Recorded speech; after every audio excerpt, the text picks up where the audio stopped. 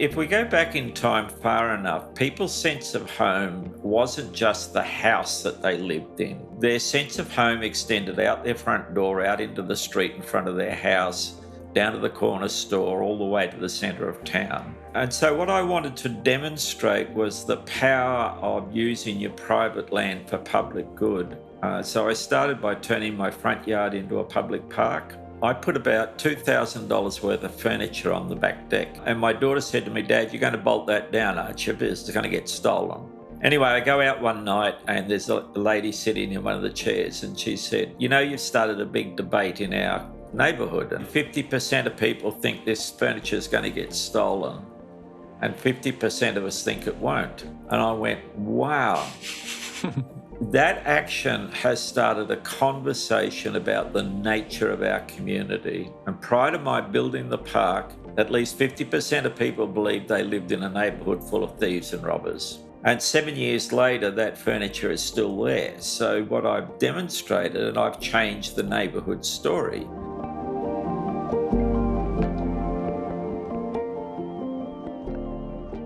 Hi, David. Hi, Matt. Thank you so much for joining me all the way from Brisbane. I would love to start by trying to define this word home with you.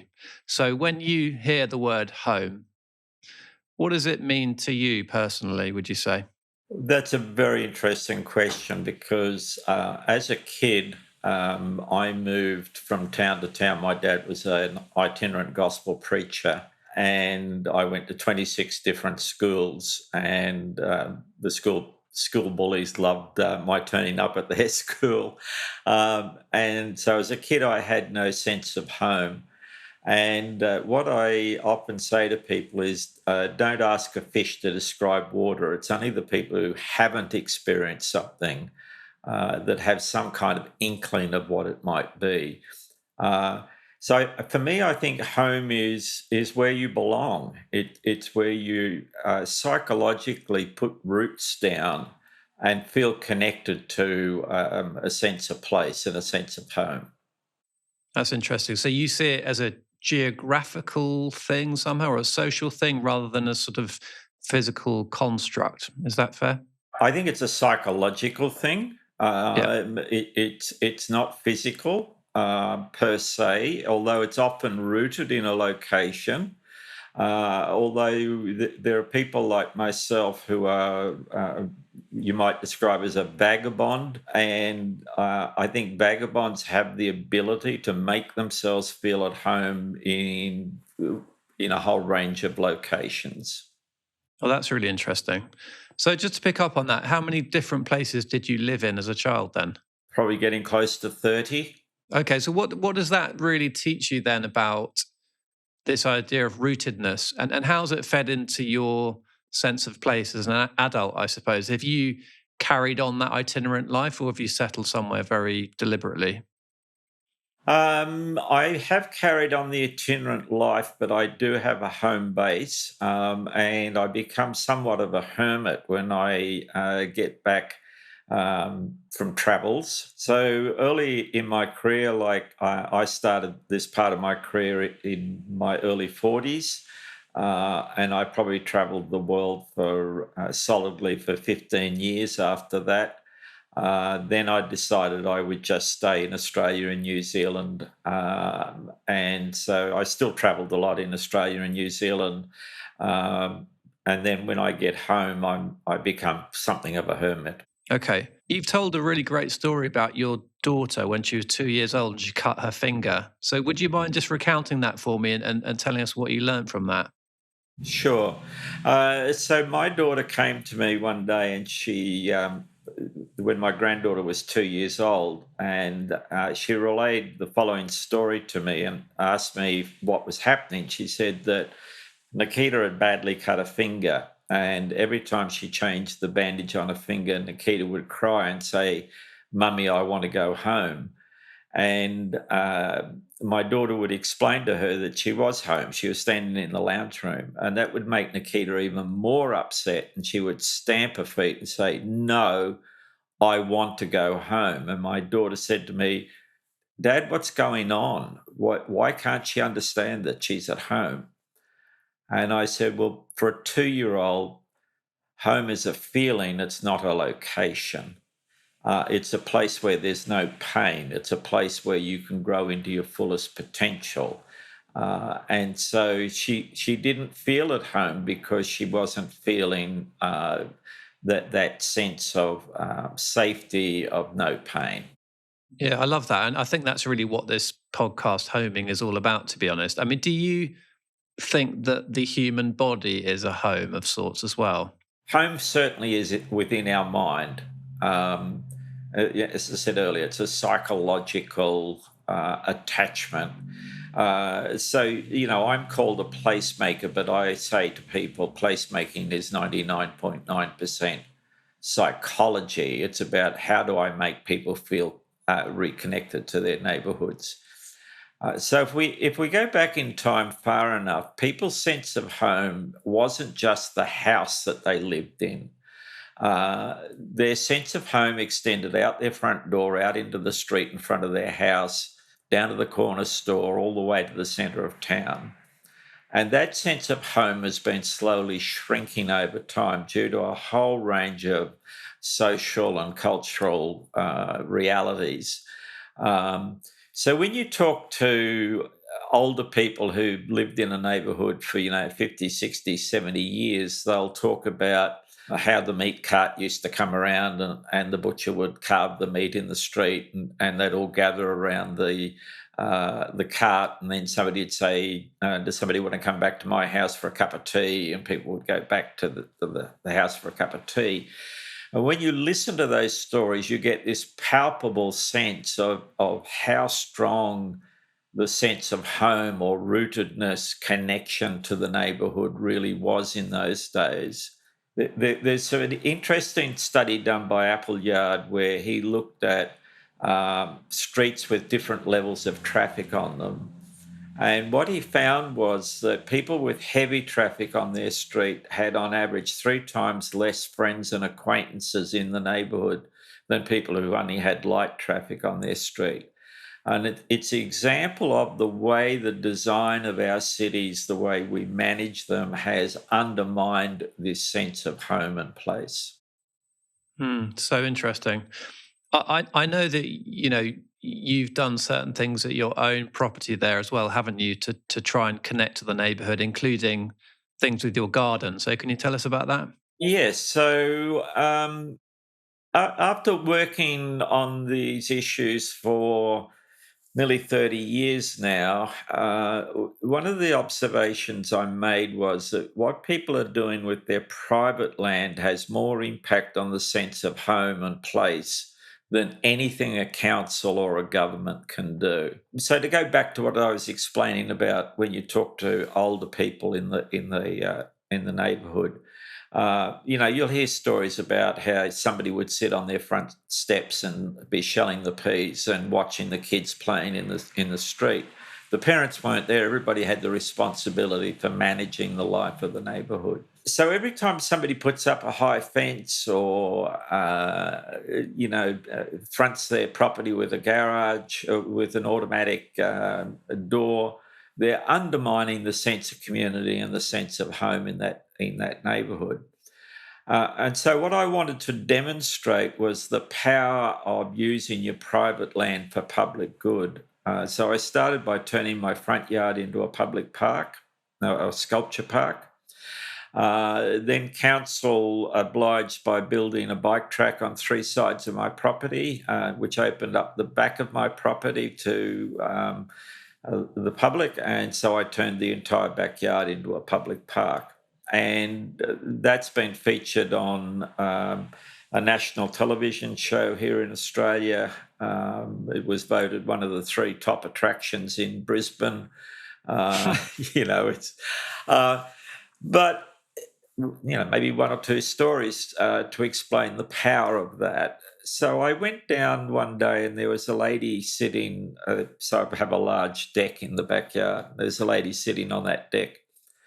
And she told me the story about how she'd met a refugee in the park and they'd formed something of a friendship. But the lady who was the refugee was feeling very, very unsure about her new country and her new surroundings. And the only place that she felt comfortable talking to somebody was in the park. And it was like, wow, that's worth $1,000,000 to me. Now, one of the other interesting things that happened, which underlines why these things are psychological in nature, is when I first built the park, I put about $2,000 worth of furniture on the back deck. And my daughter said to me, "Dad, you're going to bolt that down, aren't you? Because it's going to get stolen." And I said, "No." Anyway, I go out one night and there's a lady sitting in one of the chairs and she said, "You've started a big debate in our neighbourhood." And I said, "No, I'm not aware of that." She said, "Probably 50% of people think this furniture is going to get stolen and 50% of us think it won't." And I went, wow. That action has started a conversation about the nature of our community. And prior to my building the park, at least 50% of people believed they lived in a neighbourhood full of thieves and robbers. And every community is dominated by its underlying stories, and they're often unspoken. But those underlying stories will determine the quality of neighbourhood life in any community. And so what my opening my backyard up did was open a conversation about what is the true nature of our community. Are we a mob of thieves and robbers, or are we responsible citizens? And 7 years later, that furniture is still there. So what I've demonstrated, and I've changed the neighbourhood story, that we are in a trustworthy neighbourhood. And one of my sayings is trust begets trust. Distrust begets distrust. And so what the opening of my private space to the general public was about, both intentionally and unintentionally, was about changing the story of who we are. Yeah, fantastic. I really appreciate that. That's really interesting. Where does safety come into it, though, David? Because obviously a lot of us would be quite suspicious of the idea that we could open our homes up in some way to passers-by who we may not know. It might make us feel unsafe. So how does that feed into this idea, do you think? Okay, so one of the things I say to councils, but I do a lot of work with local authorities, is that you're either in a positive cycle of building trust or you're in a negative cycle of building distrust. So every time you bolt a seat down in the public space, you're telling your community that they're a mob of thieves and robbers. Everything we design, everything we build carries a story with it. Now, the problem is that what we do to increase safety in the public realm actually does the exact opposite. Because every time we do something like bolt a seat down so it doesn't get stolen, we're on a treadmill of building distrust. If we leave that seat loose, then we're on a positive cycle of trust. Now, the issue is building trust ain't free. It does actually cost. I've had small sculptures stolen from my garden. I've had some anti-social behaviour happen. I refuse to publicise that or draw attention to it because my job is building the positive cycle, the cycle of trust. And I count those small losses, those small, you might call them failures, I count them as the price that I need to pay to see kids laughing with their grandparents in my garden, having tea parties in the garden. Just this weekend, I had people come and do a concert in the garden, and all their friends were there enjoying the music. So the negative failures, a lady slipped over and broke her arm once. Yes, this is not utopia, but it's a cost that we have to be prepared to pay. I'll tell you one interesting story about that. So I did some work with the city of Perth here in Australia to animate their town square, which was largely dead. They had two table tennis tables in this square. They were so scared that the bats and balls would get stolen that they gave them to a retailer. And if you wanted to play ping pong, you'd go and leave your ID with the business and you'd get the bats and balls, and then you'd take them back and you'd get your ID back. And after the mayor did my workshop, he said, "My God, I didn't realize that arrangement is telling everybody in our town that they're a thief and a robber. Let's do an experiment. Let's leave the bats and balls out on the table 24/7." And about 6 weeks later, I got an email from him saying, "It's costing us about $20 a month to replace the bats and balls that go missing. It's the cheapest investment we've ever made in bringing our town square to life." And what amazes me is that we are prepared to spend so much on CCTV and all sorts of negative things that send bad messages. We will spend hundreds of thousands on that, but we balk at spending $20 on some bats and balls. It Such a good just story. doesn't make sense. Yeah. I think we can all identify with that. I think that's such an interesting case study, that actually. I was reading about something called broken windows theory. Yeah. Have you come across this? Yes. Yep. They did a study where they took a mailbox on a front lawn and they put some cash inside it so that passers-by could see the cash sticking out of it. And they took an identical situation in the mailbox and they put graffiti on the mailbox. And what they showed was that the mailbox that had graffiti on it was far more likely to be stolen from than the one that didn't. The idea being that, your surroundings tell your psyche somehow that this is a place where that kind of behavior is tolerated, which I think is so interesting. So this comes down to a really interesting fact. I would say that 99.9% of people have a really honest person inside of them. Mm. But we've also got a devious, thieving bastard inside of us. And this idea that we're either one or the other is so untrue. So, I illustrate this internal conflicts when I talk about residents who'll go to their council and demand that speed bumps be put in their street because they hate people speeding in their street.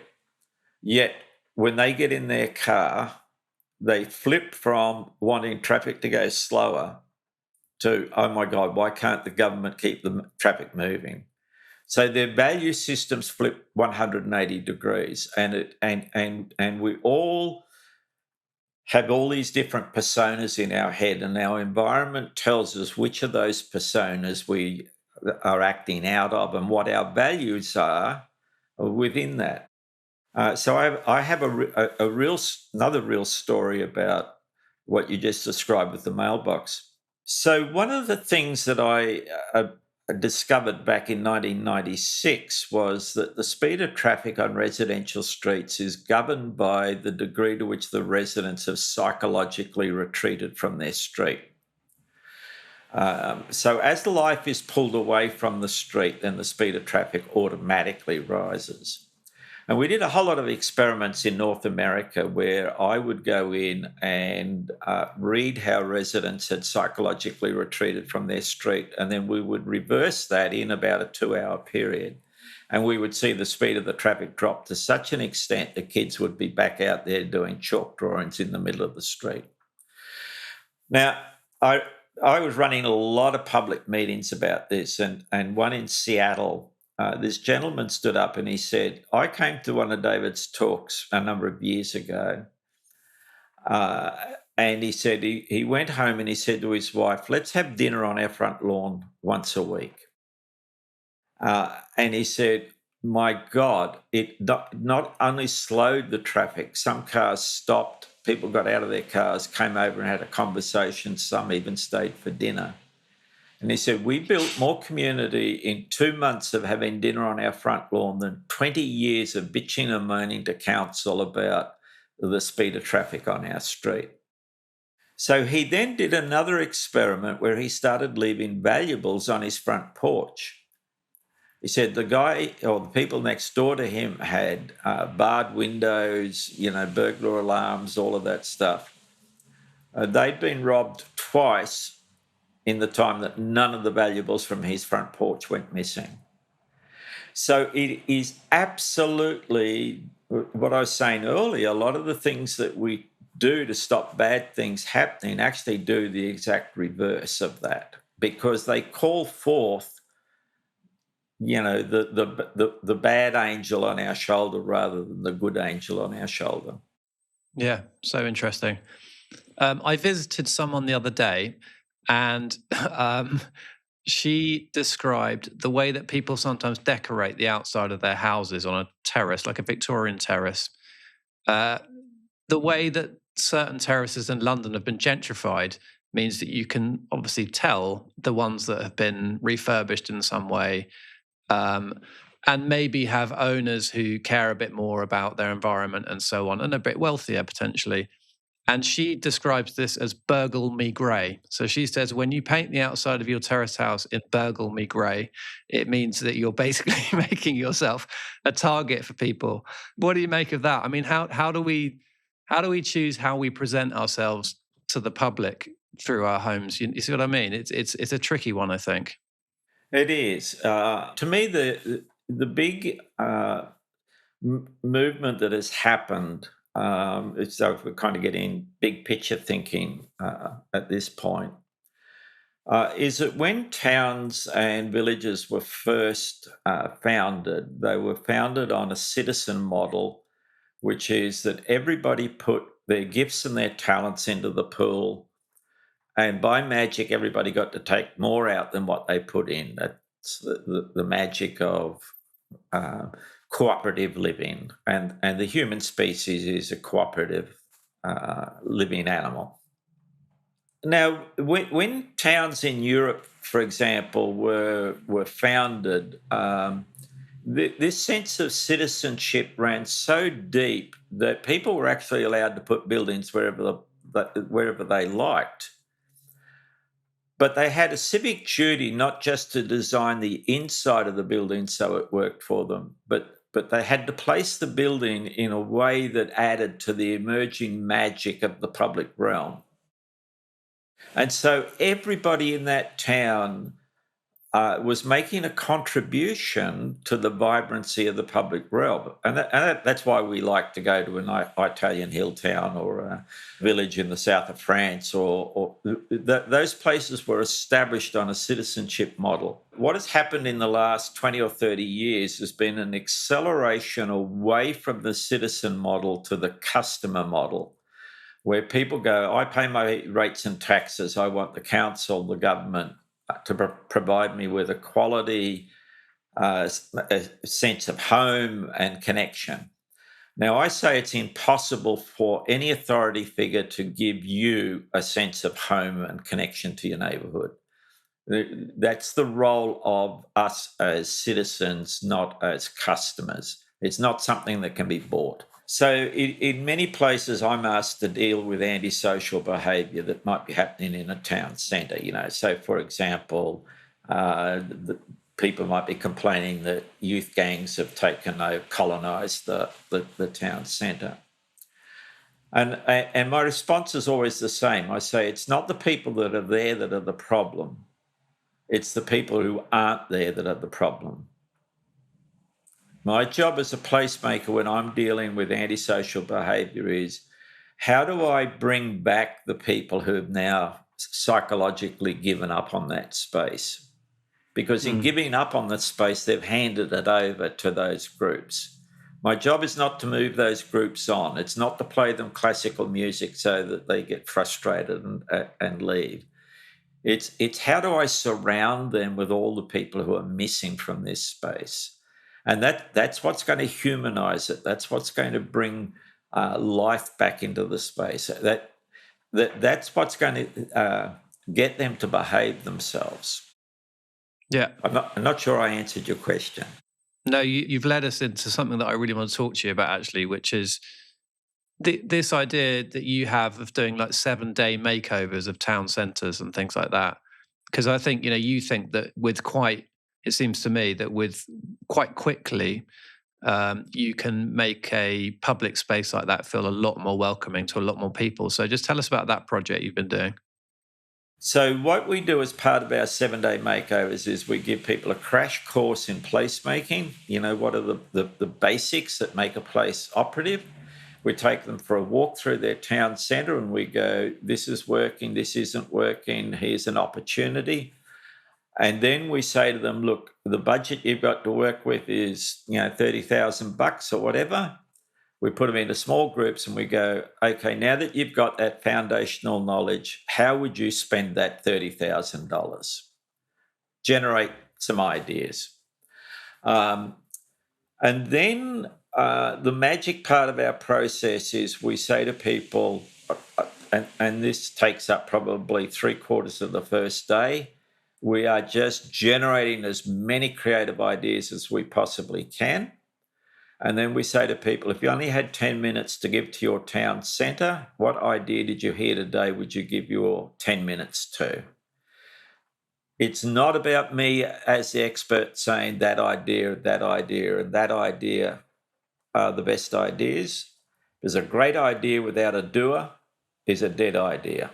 The big fallacy in the way people look at their town centres is that they think that big problems require big solutions. So they start discussing, the silver bullets. Whereas I can tell you that every problem in a neighbourhood or a town centre started from something incredibly small and it snowballed. Now, the classic example of that is that when kids played in the middle of the street, traffic went slow, even when there weren't kids in the street, because there might be. The first parent who said to their kid, I don't want you playing in the middle of the roadway, I want you to play on the footpath, didn't understand that what they were doing was giving all of the motorists that drove down their street a permission slip that said, please drive faster on my street. And when the motorists went faster, that nervous parent said to their kid, don't play on the footpath, play in the backyard or at the park. And I've documented how that one simple decision to tell the kid not to play in the middle of the street has these consequences of high fences, people not sitting on their front steps anymore, et cetera. It sets off a chain reaction. So what we're interested in is what are the small actions that can set off a positive chain reaction? Like my backyard, it has an influence on the whole neighbourhood. I'll just give you a very simple example to come back to your whole theme of homeliness. So we use home as the whole model of how we make over a town centre. We go, what are the things that if you visit somebody's house, what makes you feel at home? What makes you not feel at home? The very first thing that we focus on is removing the things that don't make people feel at home. Okay. Things like bollards, signs, don't do this, don't do that. There are a whole lot of negative things in every space that are sending a message that make people feel less at home, not more at home. And a lot of people don't realise this, but what we take out is more important than what we put in. And that's where we always start. What do we need to take out to start making people feel more at home in this space? And then it's what can we do to make people feel more at home in this space? So, for example, nobody in their right mind would put a park bench in their lounge room, your normal council park bench. So when we see a park bench in a street, in a town centre, if we can't replace that with something that is more homely, then we say to the participants, what could we do to make this park bench feel more homely? And people will go, oh, what if we put some cushions on it? Now, I can show you photos in 7-day makeovers where we've painted an ugly council park bench and put cushions on it, and it instantly feels more homely. So that's the secret, is what are those small things? So the analogy would be that if your listeners have bought a house, what are the first things they're going to do to start to make it feel more homely? And it might be a rug in the lounge room. It might be a lamp in the corner. Um, and one of the truisms I say to people is that poor people are often better homemakers than rich people because they have to use their creativity, their adaptability to transform ordinary items into something that makes them and their visitors feel at home. So interesting.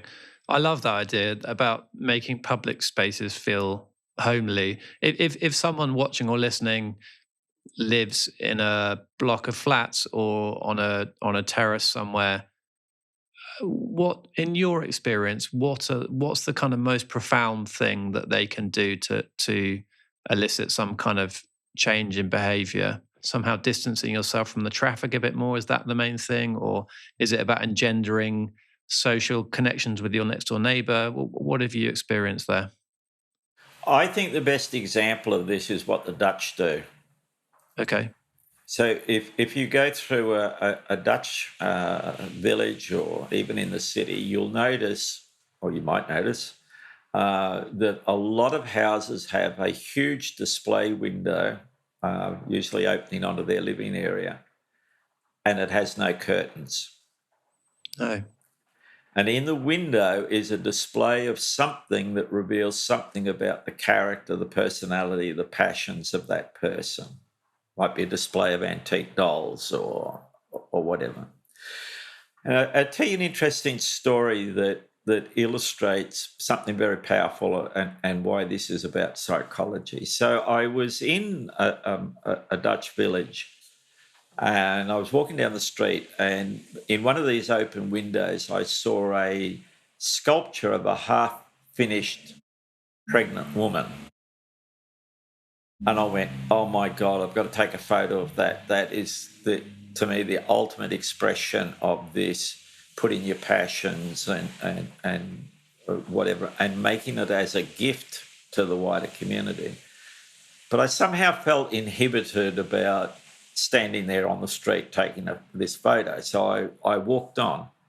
I got down the street a bit and I went, I've got to have a picture of that for my presentations. So I went back, and by this time there were two people standing on the footpath in front of this lady's house having a conversation, and they said, can we help you? And I explained that, I lecture in urban design and, I'd love a photo of that window. And this woman said, oh, no, you can't do that. That's her private art. Okay.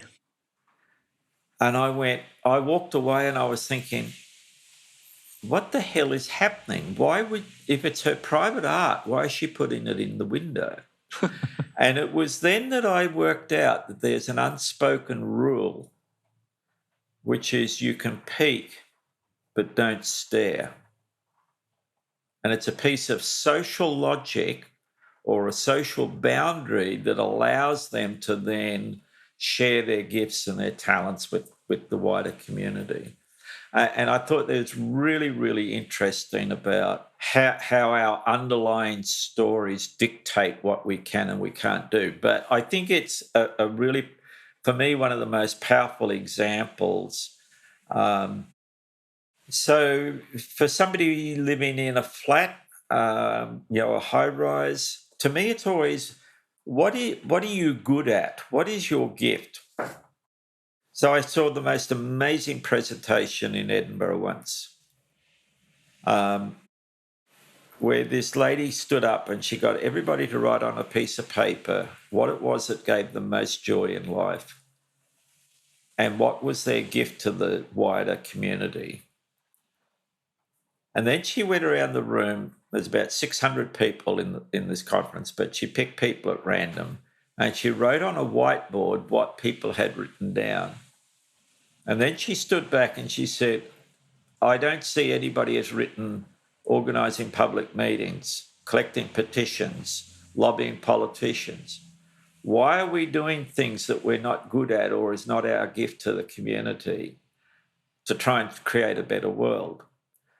And that has become a cornerstone of my approach, which is, what am I good at? What is my gift to the wider community? And how do what's my way of contributing that?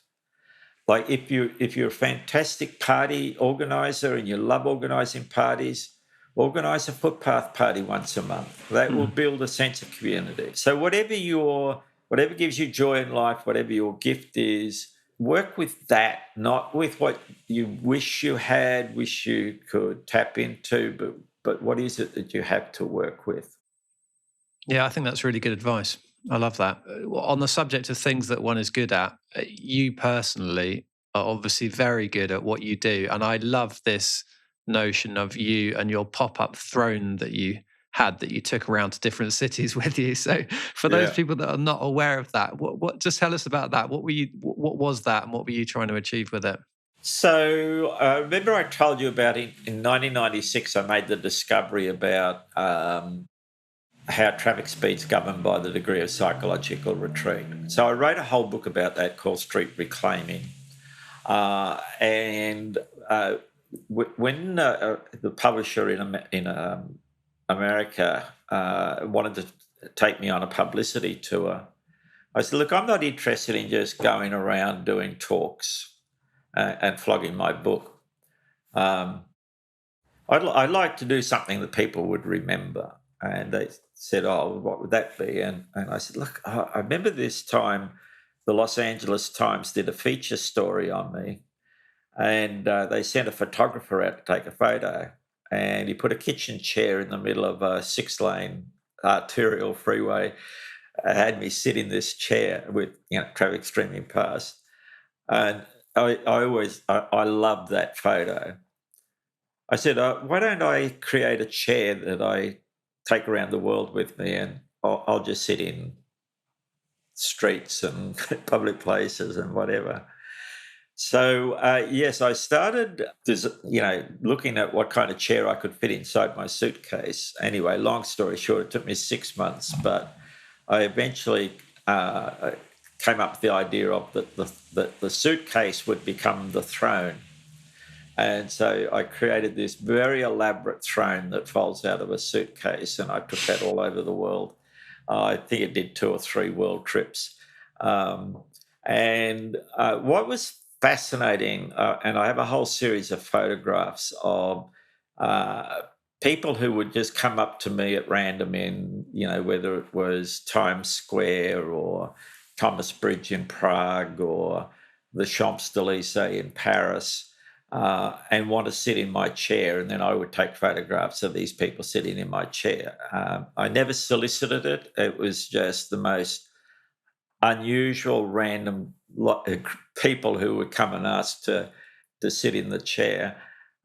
So, yes, it was an act of reclaiming public space. So you would basically go to the Champs-Élysées, as an example, and you would get out your suitcase, put your throne up in the middle of the highway, right? And then, in that case, on the traffic island in the middle, yes. So you do this, and then what? You just sit there for a bit and see what happens. Basically, yes. And but very soon there'd be like a party going on. There'd be just people all around, all wanting to sit in it, have their photo taken. Yeah. So you call this street reclamation, right? Yes. Why is that important to you? Going back to what I said earlier, all of the issues that we deal with in public spaces, and whether that's a residential street or a town centre, eventually go back to this psychological retreat, people giving up on the space. Now, what most people in my profession try to do is to fix that through design. So, they'll commission a multi-million-dollar makeover of the space, or, more parking, or, and I say that in itself is useless, because Getting people to psychologically reclaim public space is a psychological task. It's not a design task. Now, I'm a passionate designer. I created a throne that comes out of a suitcase.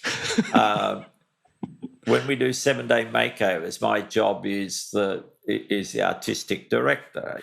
So, for example, we would never put seats around a tree. We would always build a deck around the tree because the deck is much more flexible and allows for a whole lot more activity than what a simple seat would. So Okay. design is important, but I say design is the carriage at the back of the train. It's never the engine driving the train. So while I'm passionate about design, my core task is a psychological one, which is how can I use the design elements to get people to reclaim their sense of connection to this particular space. I know that's really interesting, and I love the idea that a lot of it's just about reduction and about taking away. It makes me think of, I'm sure you had this in Australia as well, but when you travel on the rail network here or on the London Underground, there's such a barrage of announcements over the public tannoy, I always find, about really just pointless things. And it somehow really compromises your experience of being in that space. And I think, to your point, let's say there's someone standing next to you on the platform and you might want to talk to them about something. You've got all this noise in the background that's stopping you doing it. So I love this idea that it's about reduction, Yeah. I'll give you one quick example of that. So we did a makeover in a town called Tuncurry.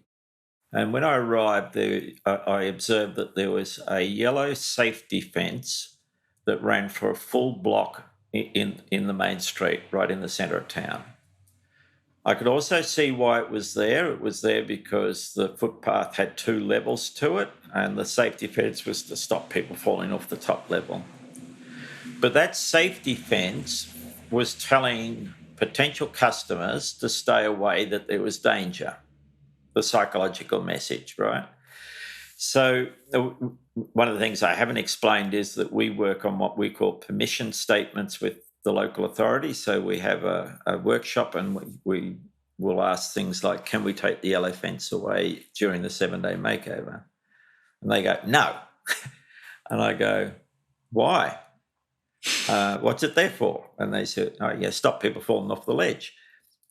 I said, so I've got a room full of really intelligent people here, and none of you can imagine any other way of stopping people falling off of ledges than to have a yellow safety fence. And somebody goes, oh, I guess we could have planter boxes, or we could have seating.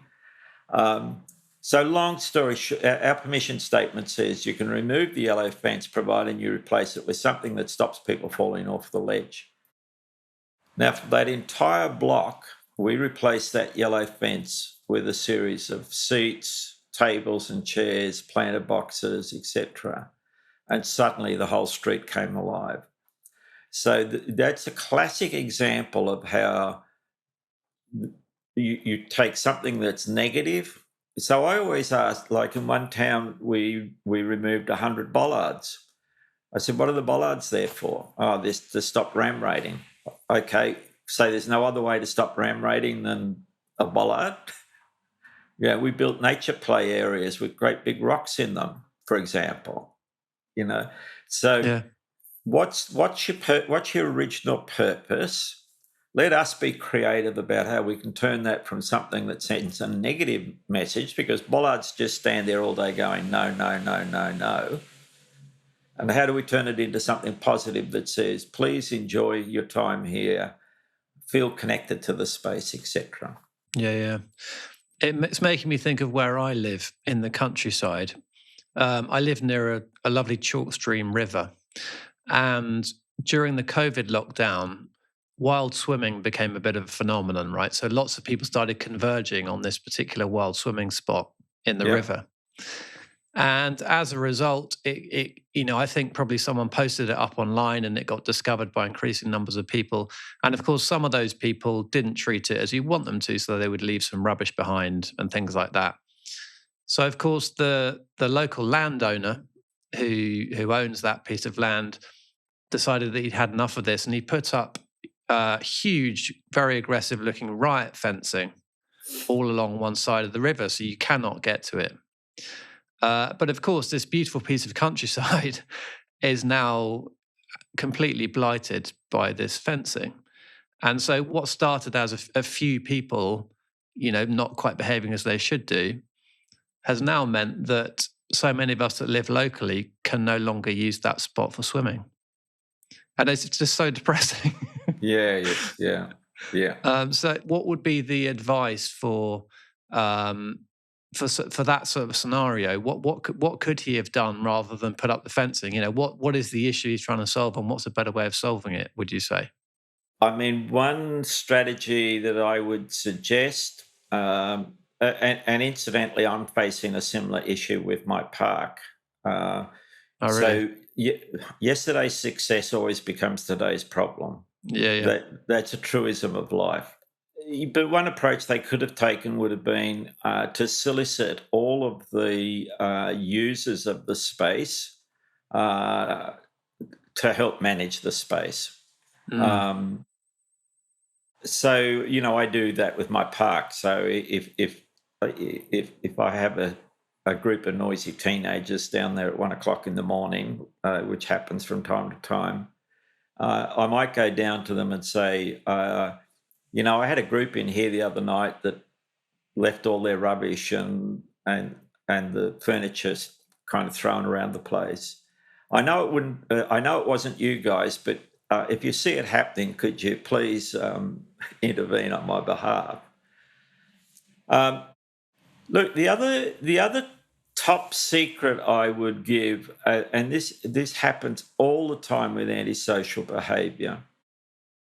And here's a classic story. So I was asked to do a street makeover in Christchurch in New Zealand. The council had allocated $250,000 to this street makeover. Long story short, when I was chatting with the residents about why they had lobbied council to spend $250,000 putting speed bumps in their street, they said that it was to solve the problem of boy racers or hoons, I don't know what you call them there, kids that like doing burnouts. Yeah. There were kids doing burnouts in the street at 2:00 in the morning. And I said, how many of them are there? And this old gentleman jumps up and goes, 5, and I can tell you where every single one of them lives. And I said, has anybody been and knocked on their door and asked them what needs to change in order for them to behave themselves? I think they'll do it for less than $50,000. Yeah. Very good. Right? Now, I then met a gentleman in Auckland who had the same problem, and he had a different strategy. He went down at midnight, stood in the middle of the street, had a conversation with the young people. He said, look, when I was your age, I loved doing burnouts in the street as well. He said, now that I'm 50, the only difference between you and me is I can afford more expensive toys than what you can afford. I've got a 4-seater jet ski anchored in the bay. Which of you would like to drive my jet ski tomorrow?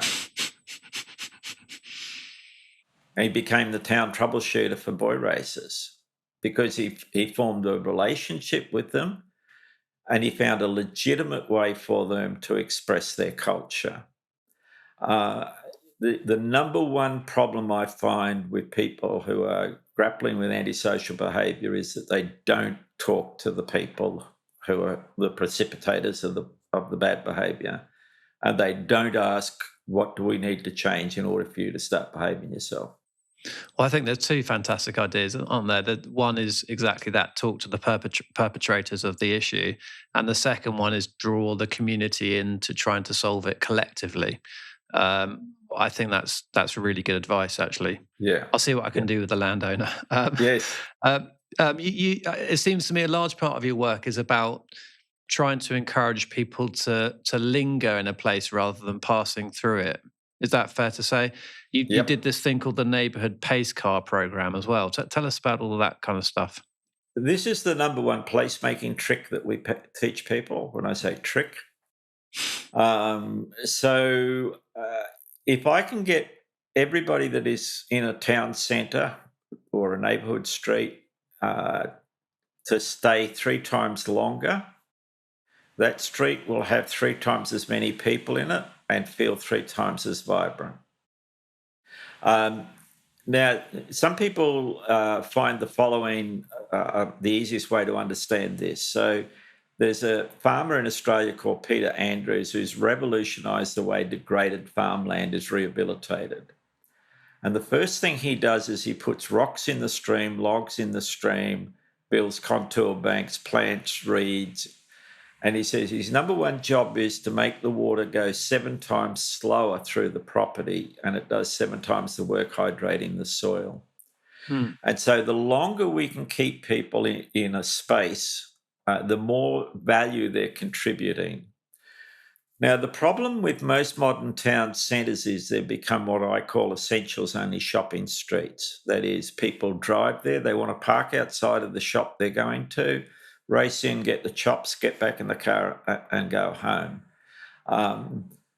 So the traditional role of town centres, and for that matter, neighbourhood streets, have been the social and cultural epicentre of the community has slowly evaporated out of these spaces to the point where we just use them as utilitarian spaces.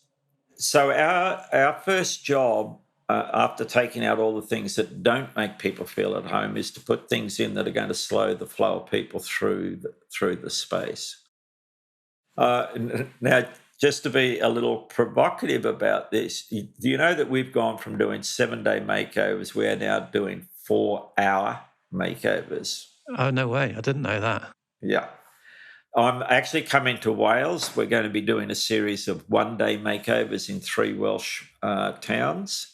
All of that to demonstrate that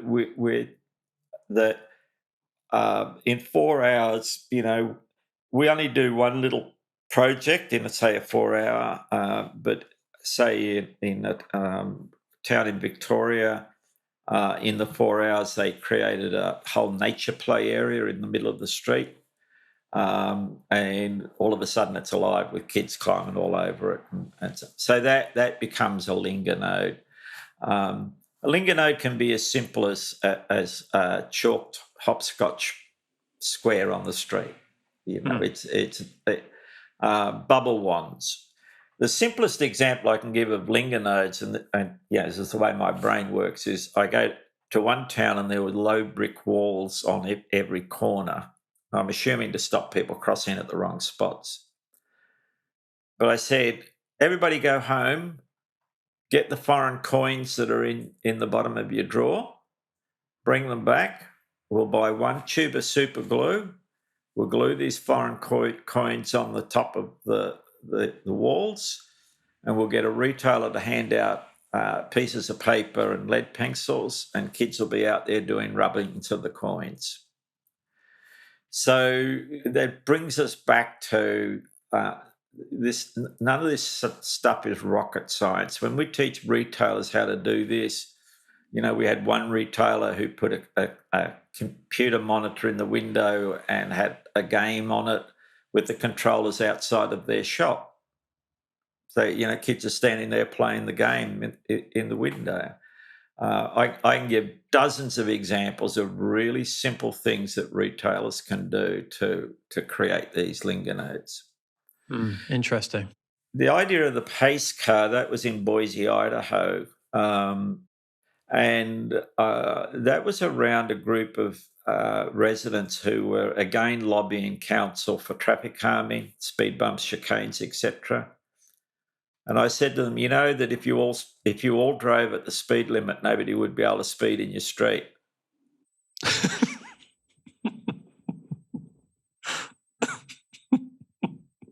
So we created this sticker called the Neighbourhood Pace Car, and the idea was they'd stick it on the back of their car and drive at the speed limit. But what was fascinating about that whole exercise was that when I would present this concept to a group of people, you could see the instant response was, "Yeah, give me one of those stickers. I want to be in control of the speed of the traffic." And then about 3 seconds later, another part of their brain would click in and say, "No way, we're putting one of those on the back of the car. That means we've got to drive everywhere within the speed limit." And to me, that was the whole success of that idea, was that I forced people to stop externalizing the blame for speeding traffic onto everybody else and say, Yeah. I'm the problem. So the pace car was a way of getting the resonant part of their brain to communicate with the motoring part of their brain and go, look, we've got diametrically opposed values here. What's the compromise? Okay. Just finally, I'd like to just circle back to where we started actually with this theme of belonging, because Mm-hmm. you described your itinerant start to life, which I think is so interesting and obviously quite extreme in your case. So I think you're better placed than anyone really to try and highlight for the rest of us, I suppose, for those of us who have had a bit of a life on the move or who have that urge to keep moving. How do we learn how to stop and where to linger, and more to the point, where we should belong? Because we have so much choice. Our families are much more fractured than they ever used to be. Friends live all over the world. How do we know where to stop? Interesting, because I would classify myself as a severe introvert. Hmm. So one of the things I did when I created the sculpture park in the front yard is I put in a drinking fountain and a dog bowl for people passing by. Now, apparently, I'm not a very good plumber, because every time somebody drank from my drinking fountain, the pipes under my house would go clunk, clunk, clunk, clunk. So I'd know somebody was drinking from the fountain. Um, but every time those pipes knocked, I went, I'm building community. I'm laying in my bed building community. So I think we've got to find ways that suit our personality. So my yard is incredibly extroverted. It says to people, come on in, enjoy yourself. But I'm hiding up in the house as a hermit, And if I go down there and I'm working and people start talking to me, I'm like, oh, buzz off, can't you see I'm trying to, you know. No, it's not quite that bad. But you understand what I'm saying is we have Mm. to find a way to give our gifts in a way that suits our personality, etc. And so, if we are a kind of vagabond, introverted type, first of all, value the incredible gifts that gives to you. So, there's a wonderful book called Quiet, which is all about introverts and extroverts. Yeah, it's a great Uh, book. yeah, I found it incredibly liberating that she explains why introverts make such a positive contribution to the world and to the community, and how really severe introverts find a way to create an extrovert persona that carries all of the wisdom that introvert distills during their periods of introversion. So I say to audiences, I'd have nothing to say to you unless I spent an awful lot of time as an introvert, because it's in that time that I distill the wisdom that I can then share with the general public. And what you're seeing on this, I'm in my play the extrovert role right now, where I'm like, okay, dredging up all the stuff that the introvert has come up with. So yes, value what it is you've got to contribute.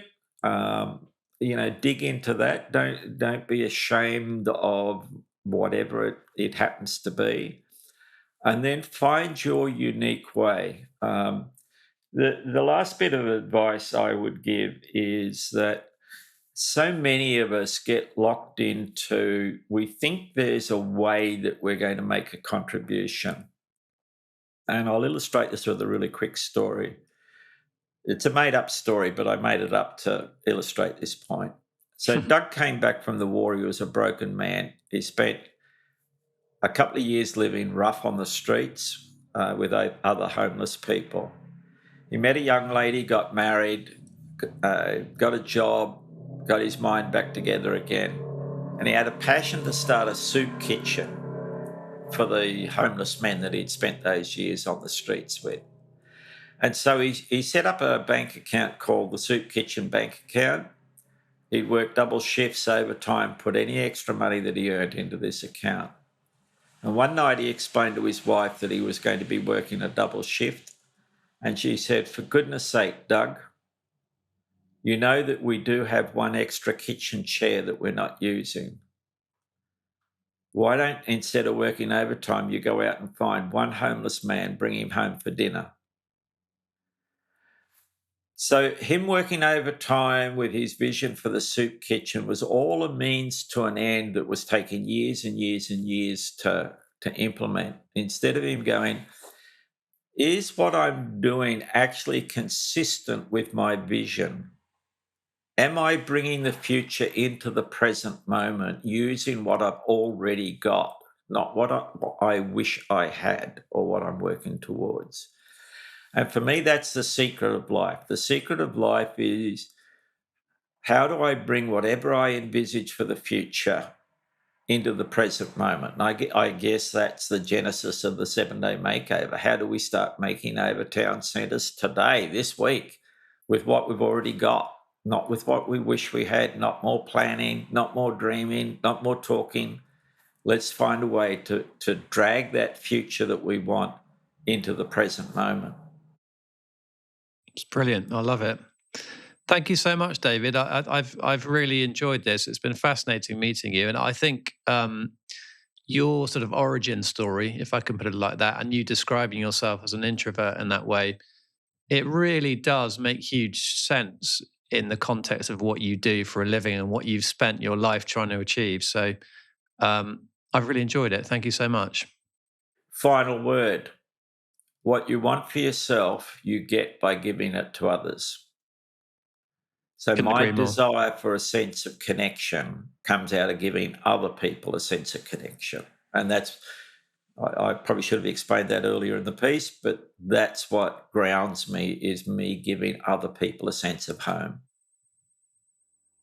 Makes so much sense. Thank you. Not a problem.